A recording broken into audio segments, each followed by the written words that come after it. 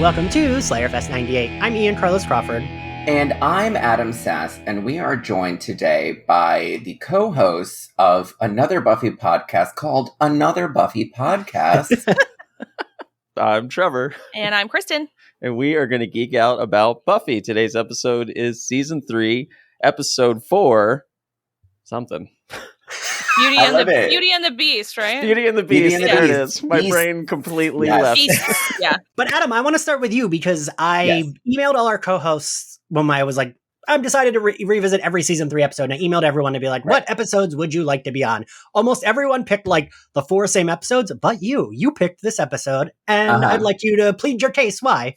Well, first of all, I knew that I was coming off of a book tour, and I did not have the nerve to fight it out for the big ones. I was just like, I knew it was going to be. I knew I didn't have it in me to go 7 rounds of an email back and forth. Like, oh, I have to do whatever.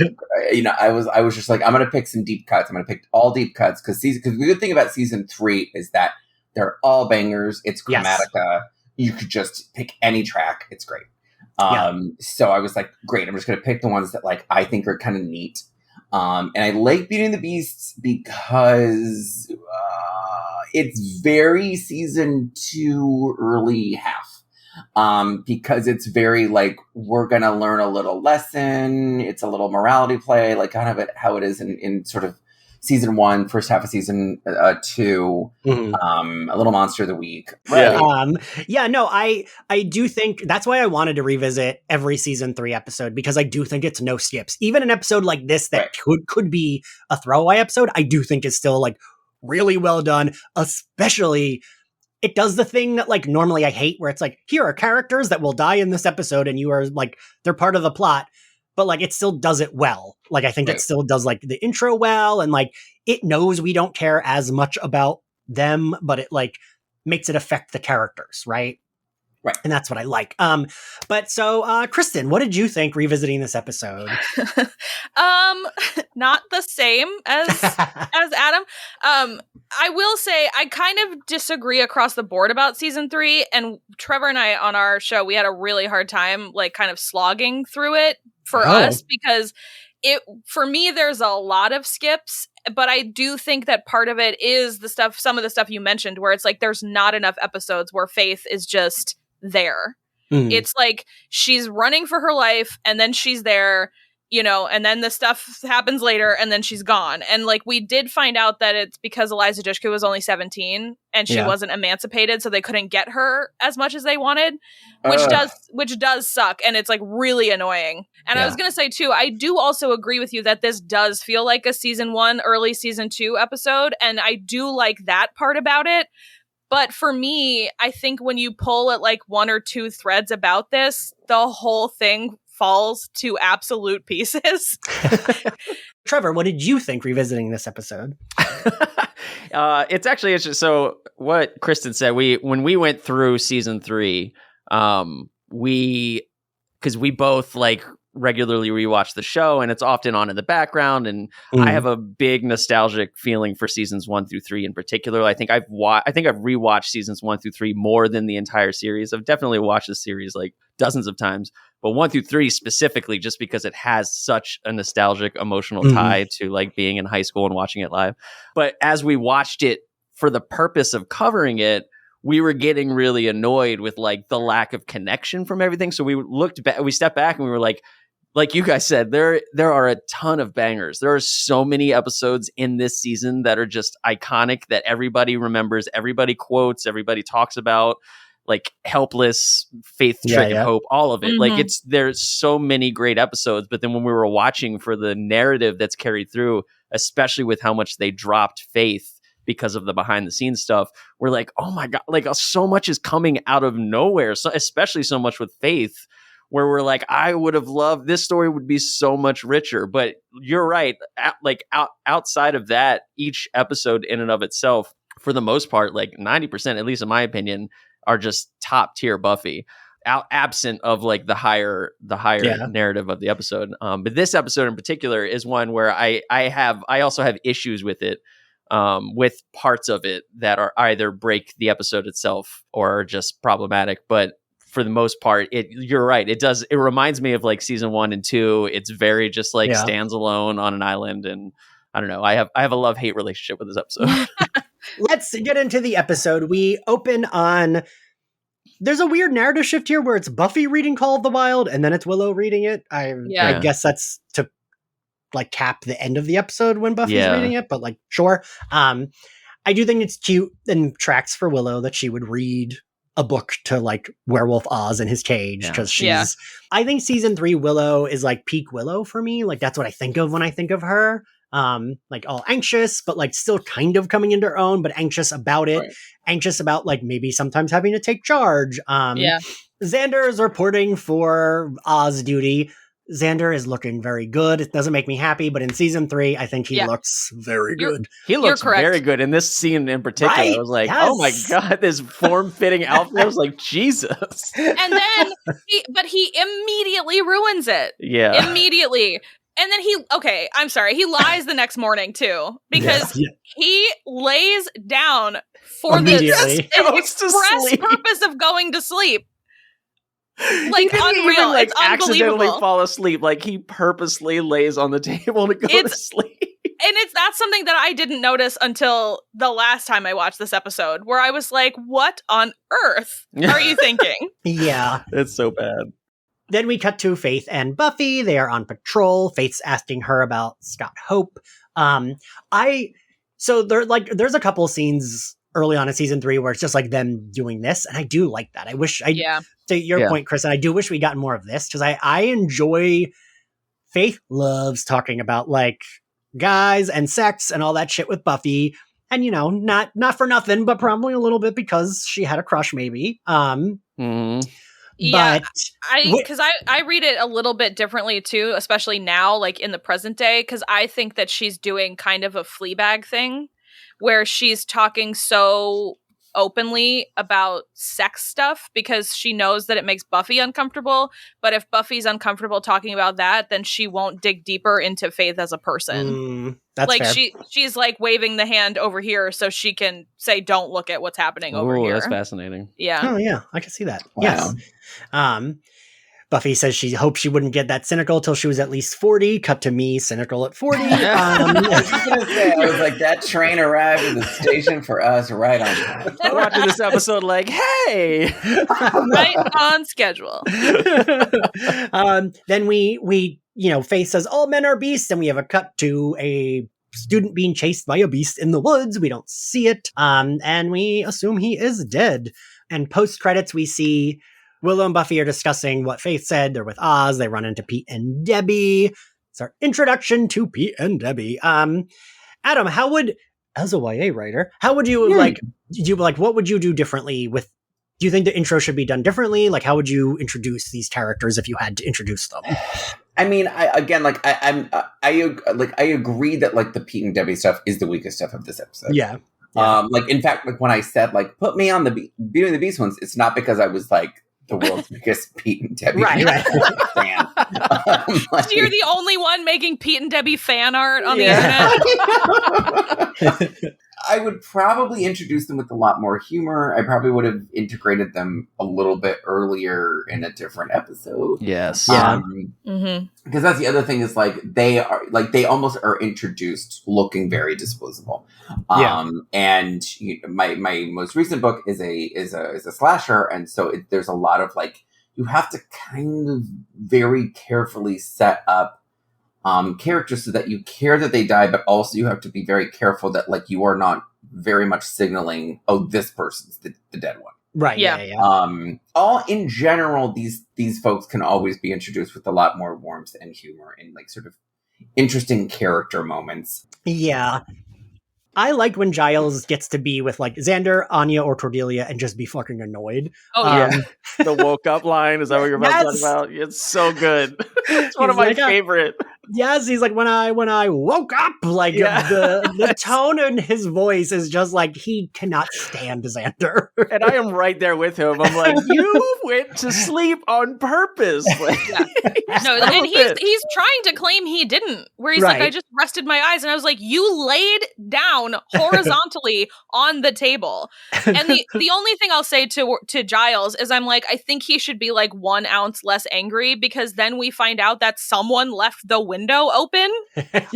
Although with the window left open, I have 2 things. One, why did they only find, like, why was that not the first thing they checked? And 2, the assumption that the werewolf just jumped back into the window. Like, we've clarified that the werewolf is not silly. Oz with any control. Like, that werewolf would just be out there. Oz would have woken up naked in the woods. Like, he would not have climbed back through the window to trick everybody. That's insane. Also, yes, please, more of those scenes of Oz waking up naked in the woods. What I'm saying is we should have had naked Oz. There were criminally way too few of those.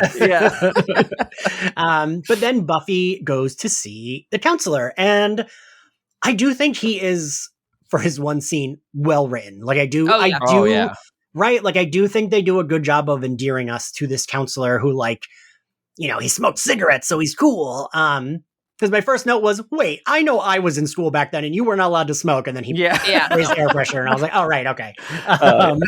But I do like that he is like just this like nice counselor who wants to help. And I feel bad for Buffy because this is like, you know, a pattern. 4th time. This is something that Kristen and I talked about a lot, especially in the first 3 seasons, how it's constantly these figures of authority who believe in Buffy and they get killed instantly. And it's like, this is so traumatizing. Yeah. But so then we cut back to the library. Buffy's walking in and she says, do I even want to ask? Cordelia. Yes. Cordelia says what, Trevor? Cordelia says Oz ate someone last night. So good. You know, and it's not like I like am particularly in love with these like pairings, but I like the like Oz and Willow and Cordy and Xander, and like everyone's getting along and there's no one hates each other. No one has like super big drama. And I kind of like that. Like, I like this version of like, we're all chill, we're all cool. Cordy says something ridiculous, but like, we're all friends, so it's fine. Oh my God, you are speaking my language. I wrote it for here, definitely. But I also wrote it at the end of the episode, like when they're all walking together and just being the Scoobies. I was like, I fucking love this group, and I hate that it's so short-lived because it's such a like just the chemistry and the way they bounce off each other is such perfect everything, and I want more of it. It's perfect chemistry, and they could not have broken it apart fast enough. Yeah, literally the next episode, Cordy and Buffy are at odds. You're like, everyone leaves. Everyone, the different shows, fired, leave, fired. Fucking Jesus. And I like all of that, you know. I even like that we get Oz. So Giles mentions that like Faith is going to watch him, and he's like, "Oh, good, a Slayer's watching. Glad we're not, you know, panicking or whatever, overreacting." Yeah. And then on patrol, Buffy runs into a rabid, shirtless who? Adam?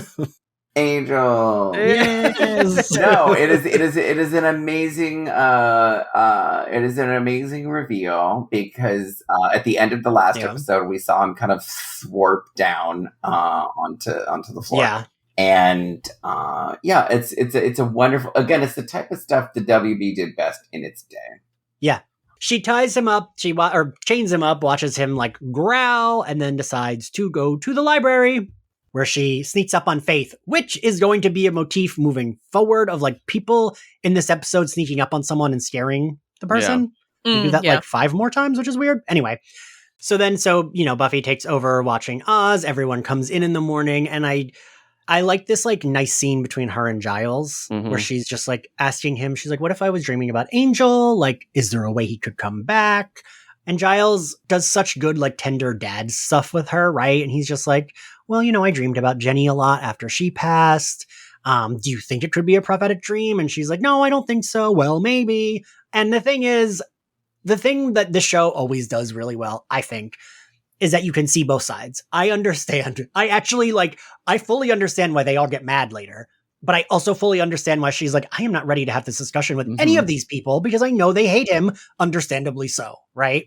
Yes. And because like 2 weeks earlier, they treated her like garbage. Right. Yeah. 100%. Thank you, because that is exactly what I was going to say. Is I was like, I wouldn't talk to them about this either, since they all proved to be the most horrible friends 2 weeks ago. Yeah. And then we never talked about how they all left me hanging out to dry in front of the entire school inside my own home. It was awful. Yeah. Buffy talks to Giles. Willow comes in with the donuts. And I kept thinking, like, she does mention it, but I'm like, God, isn't Buffy tired? Like, she's been up for 24 hours. Yeah. Right? and then she's up till that following night. But she does say, then she like meets Pete, Debbie, and Scott in the cafeteria. She does say, like, she's a little out of it today, but I'm like, I don't know. I would just be like, no one fucking look at me. I've been up so long. Yeah, she's doing so well for not sleeping. Yes. She's doing so well, and literally the first thing Scott says to her is criticizing her food. Yeah. And that, like, actually infuriates me. Yeah, it's like, back off, Scott. I'm like, flip the table. Yeah, like, obviously, eating Jell-O for lunch is, like, not a nutritious thing to be doing. But she has her reasons, and she's like, my stomach doesn't want real food today. This is, like, really all I can handle. Yeah. And then she feels the need to have to justify that there's fruit in it. And then he piles on again and says, those are marshmallows. Like, dude, shut the fuck up. Yeah. You are not the long haul guy. You don't get to talk about my food. I'm sick of you. So we cut to Pete and Debbie making out in the janitor's closet. We learn about the green goo, right? Yeah. We learn that it's like, he's like very upset. Did someone drink it? Did you drink it? And she's like, no, of course not.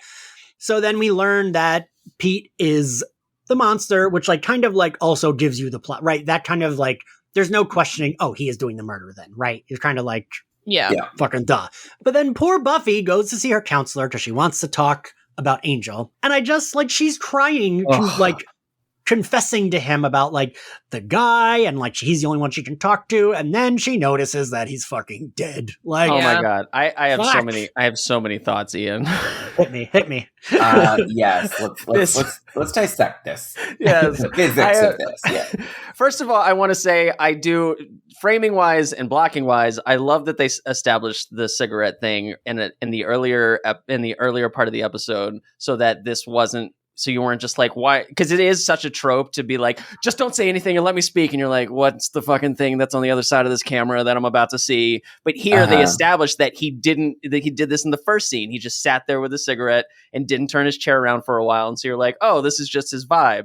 And then she reveals. So I really like that they didn't just do it for this scene.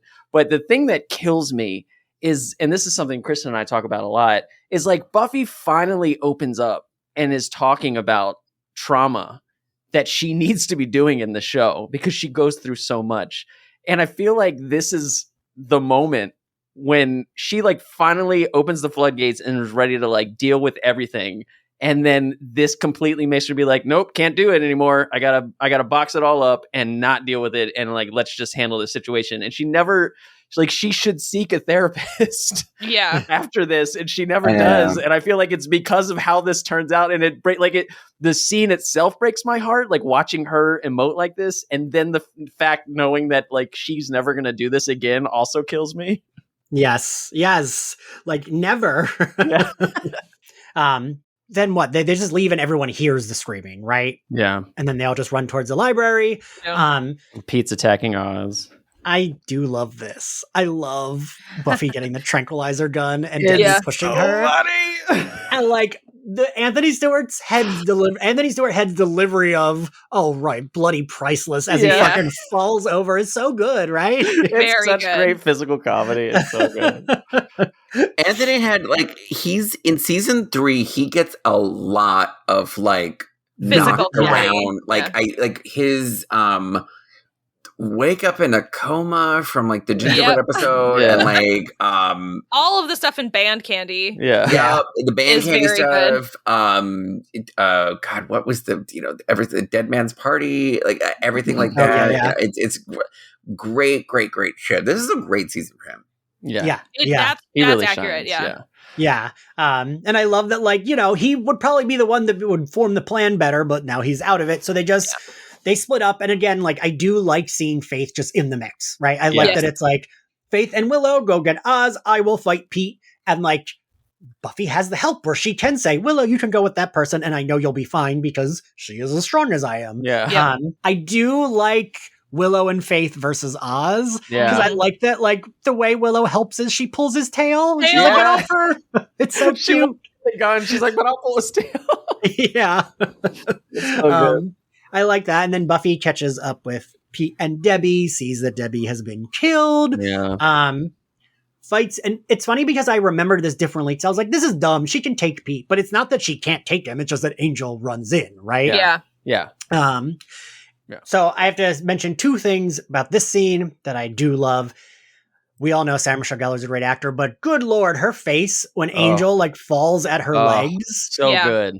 Like really good. You can tell the exact kind of cry that she is crying, right? It's Oh, like, yeah. She looks up and she's just like, what the fuck do I do? Yeah, and the amount of emotion she pulls off in that look is incredible. It's just so, like, I was like watching it and I was like, oh, I'm crying. Oops. Like, I was like, I forgot. And she is just so good. And other than that might be controversial, I kind of like that it has a bleaker ending. I like that it's like, they didn't save the person, and like, that feels like kind of like leaning more into the horror of it. Because usually it's like, you know, the person that's in danger does get saved, or they die at the beginning and that's what sets off the episode. Oh, yeah. Sure. But it's not usually the person that needs to be saved also dies. Yeah. And then, you know, Buffy explains that like what happened, and Cordelia says, great, now I'm going to be stuck with serious thoughts all day. And I just... That's a good one. Yeah. Such a good one. I love the smile on Xander's face too as he follows after her. Like, yes. That's my girlfriend. Like, and then, you know, Buffy goes to talk to Scott Hope. He says he'll be okay. And then she Will goes... he though? I know, right? Like, we wrapped that up pretty quickly. And it's like, Yeah. I don't know, two of his best friends were murdered. And again, he says since before we started school. That implies like 4 or 5 years old. Yeah. It's like your literal whole life that you've had memories. They were your best friends, and they essentially died in what could be passed off as a murder-suicide. Right, and you're just like, cool? I was wondering, I'm like, I wonder how Scott, like, what does he think happened? Like, what is the version that he was told? Right. Because I also feel like if I were Buffy, I would feel guilty because it's like, oh, they were his best friends. Yeah. Like, but also, like, shouldn't this dope know he lives in Sunnydale and there are a bunch of monsters and demons? I don't know. Right. Anytime someone especially with know. how this season ends, I'm like, yes, he has to know. Right? He's like, circling back to my best friends that were killed at the beginning of the season. Yeah. Was that a monster? But then we end on her reading Call of the Wild to Angel in his Crawford mansion, laying on the floor. All right, and now I have a little new thing. This is the first time I'm doing it. I have little episode notes of trivia from the episode. One was, which Trevor already said, the werewolf. They do change it a lot in this episode. They went from, you know, like Party City werewolf in London to just man in furry costume. Sure. Willow uses a Scooby-Doo lunchbox when they go to investigate the dead body, which I thought was clever. Mr. Platt is now the second teacher who has tried to help Buffy that dies, the first being Dr. Gregory and Teacher's Pet. And Mr. Platt is played by Phil Lewis, known for his role as Mr. Mosby on The Sweet Life of Zack and Cody, a show I am too old to have watched, but also as Dennis in Heathers. I don't know which character that is. Oh, interesting. Now that we're at the end, favorite outfit, Trevor. I want to say Faith's outfit, and before the titles, the sheer black shirt with the camisole underneath or whatever it is. I don't know. I really dug that outfit. Kristen? I actually am kind of newly obsessed with Cordelia's kind of sheer blouse with the collar, and it's like got flowers embroidered on it at the end, the very end. It's cute. It is cute. Yeah. And she also wears a really beautiful red thing earlier in the episode. I thought you were going to say the red thing because I do really like that. I think the sheer blouse at the end trumps it for me. Okay, fair. Adam? I mean, Angel's, now that we know that it's like his magically appearing, his snarl clothing. Yeah. His, like, you know, clothing that could be so easily pulled on. I think that's magic clothes. Yeah. I think there are a lot of good episodes. There are a lot of good outfits in this. I like season 3, 4, and 5. I think maybe for me are like the best Buffy outfits. It's very of the time, but also we've like circled back to like, I feel like teens kind of wear the fashion that they are wearing here. Yeah. But I have a tie. It's Buffy in her red jacket and black pants and pink top. I think it's very cute. But also, I love Faith's outfit. I love all of her outfits in this episode, but particularly the end outfit of the sleeveless black top and the like leopard print pants. Yeah, that's a good one too. Yeah. All right. Favorite scene, Kristen? I actually, despite Scott's behavior in it, I really do like the lunchroom scene because I always like the moments when Buffy is able to vocalize a feeling that isn't necessarily to do with the main plot, where she's just like, my stomach hurts, I want to eat Jell-O. And I just kind of wish she'd been like, and you can fuck off about it. All right, I like that. Trevor? I want to say Mr. Platt's first conversation with Buffy is my favorite scene. All right. Adam? I think it's got to be the screwball comedy of like the hallway, and the chase, like where it's like Faith is grabbing the werewolf's tail, and like Giles is getting like shot by the dart, and then like they seamlessly dovetail that into like the abused girl is killed. Like it's a weird blend of tones, and I'm like, how did you like? It's an odd. Whenever you're telling somebody to go watch this show, it's always like.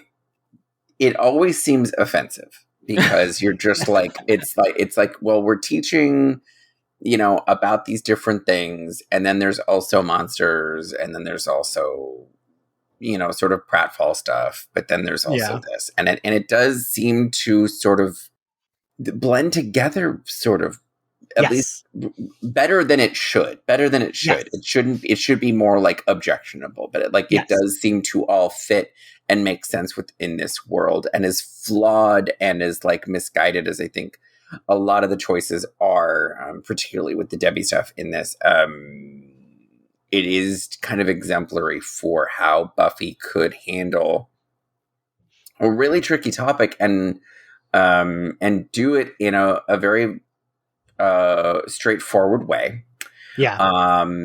In like not a mincing words way, and in a way that's very digestible because it's about monsters and these other sorts of things.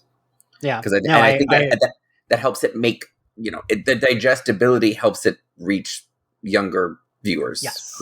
I agree. Who can I think I actually agree with you, Adam. My favorite is like that, like the climax of like Giles getting shot, falling over, and like, Faith and Willow facing Oz. And I like all of that.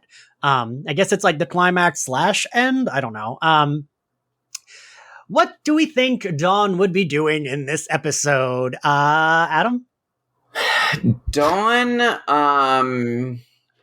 God, this is a hard one. Because she doesn't go home a ton in this. So right. I feel like right now, Dawn would still be like feeling a certain way about how Dead Man's Party went. Okay, that's fair. I feel like Dawn would still be like, they would still be cleaning up the house after Dead Man's Party, and she'd be like throwing out pieces of the mask and all that sort of stuff. And I think she'd still be like, feeling a little. She'd be a little traumatized. I think she's a little traumatized by all that because it was kind of the first time folks kind of came into the house. So I think she'd be still rolling with that. Trevor? I think I guess I don't know how to answer that. I guess she'd be in school or sleeping for most of it, but I do agree that she would emotionally probably still be hanging on to feelings from Dead Man's Party, and since we didn't get to see what her involvement would have been in that, I would assume she'd be there trying to chime in as well, because she also felt slighted that her sister left for 3 months. And so she probably is not letting go of it the way her mom and friends are. Kristen? Well, I first have to completely disagree with Trevor, because I think Dawn would have really enjoyed being the only child for 3 months. And then my actual thing is, and I think she would have been, I think if anything, because she kind of enjoyed Buffy being gone, I think she would have been angry at the Scoobies also. But what I actually think she would be doing in this, and the only thing that doesn't work about it, is the ages. So like, let's just, for me, assume that she is the age she shows up as, because I want her to be, because of how she reacts to Riley later, how she seems to be a little bit knowing beyond her years about Buffy's relationships. I think that she is also in the cafeteria and she's picking marshmallows out of Buffy's Jell-O and flicking them at Scott Hope. That's what I want. That's what I want her to be doing. I think Dawn, Buffy eventually had to stop. We would have gotten a scene of, we would have learned Dawn has a crush on Oz, because I feel like she would have. I feel like Oz and Spike would track as her crushes. Yeah, for sure. As me having the same taste as Dawn. I think Dawn would have told Joyce about Oz. Like, she would have been the one that, like, somehow Dawn knows, just she was babysat one time when they talked about Oz being a werewolf. She would have told Joyce that Oz is a werewolf, and she would have also done the Cordelia thing with, he also might have ate someone, but it would have made her crush on him bigger, because then he's more of a bad boy. Oh, Sure. I love that. Yeah, that's a good one. See, Thank you. What grade do we give this episode? Kristen. C-. Okay, see, that's not as, I thought you were going to go lower. Because like, at the end of the day, it's still an episode of Buffy, and there is a lot of good stuff in it. It's just, it doesn't relate to the main story, but it does have really fun Faith moments before we're really entangled in the evilness of it all. And it's good Oz stuff too. One of the things we didn't mention is that when Willow is trying to distract him, she ends up ending her sentence where it sounds like she's calling him a cold-blooded jelly donut. And then later in the episode, when he comes back in and he says one cold-blooded jelly donut reporting for like cage duty or whatever, it's very, like, the Oz and Faith of this episode kind of help it float a little for me. Trevor. I'll say C+. For the same reasons as Kristen. I'm just a little more forgiving of some of the things. He's always more optimistic than me. Adam? I'd say a B. I mean, I had a good time with this episode, and I you know, I just, again, and I enjoy anything season 3. I enjoy anything with this particular band of characters all together. We got them so infrequently. I wouldn't, you know, just the fact that they're all together, it's just better than truly anything that's A+ out there right now. Yeah. Yeah, no, I'm same with you, Adam. I give it a B. For all the same reasons. Well, thank you all for joining me. Adam, it's always nice when you can come back and co-host. I love that. It's like very comforting. I had a great time. Feel the same way. Thank you. And Trevor and Kristen, it was so nice to have you back on, and I got to be with both of you this time. Yeah, it was so fun. And tell everyone where they can find y'all and your podcast. You can find us. We just talk about our podcast on our individual Twitter/X accounts. I'm at Trevor Carley, and Kristen. And I'm at FiddleDD85. And if anyone wants to hear me talk about stuff other than Buffy, I have a YouTube channel with my best friends called So I'm Watching This Show, and you can find that at that handle or an iteration of it anywhere. Oh, wait, you just followed Slayerfest, didn't you? I did, yes. Oh, okay, yeah. I didn't realize we weren't, and I'm not really using Twitter very much anymore, so it's mostly like Instagram. But why? Yeah, why would you stop? I mean, I can get it, but I feel like we'll be here another hour. And Adam, I guess plug. I mean, everyone knows, I feel like at this point where they can find me and Adam, but Adam, plug whatever you would like to plug. Yeah, you can find me on all my socials at the Adam Sass, SASS, like sassy. And you can buy all 3 of my young adult books that are out wherever you buy your books right now. But my newest and probably my most germane to people who are fans of Buffy would be my latest Your Lonely Nights Are Over, which is a queer YA slasher thriller that is Scream meets Clueless about 2 gay best friends who have to unmask a killer targeting their school's queer club because they are being blamed and targeted. You know, Adam, I just did an Instagram live on Friday, and I very much talked about your book a lot. I was like talking about how great it is, and how like because I'm always like interested in like especially queer best friends. Like I'm always interested in that because it's like, you know, either like romance or they're like the side friend, and I love that. I love it. That's why I wrote it, because I think you know, like a lot of queer stories, and especially young adult stories, very heartstoppery. And my last one is a romance. It's a rom-com.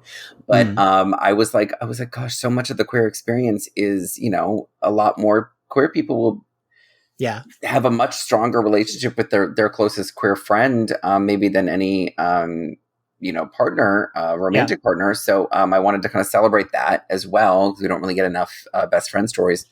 And this is really a celebration of that sort of very specific intimacy that you can get between two gay best friends, and how you can rely on each other, especially when you are being hunted by a killer. You have to really rely on each other. Yes.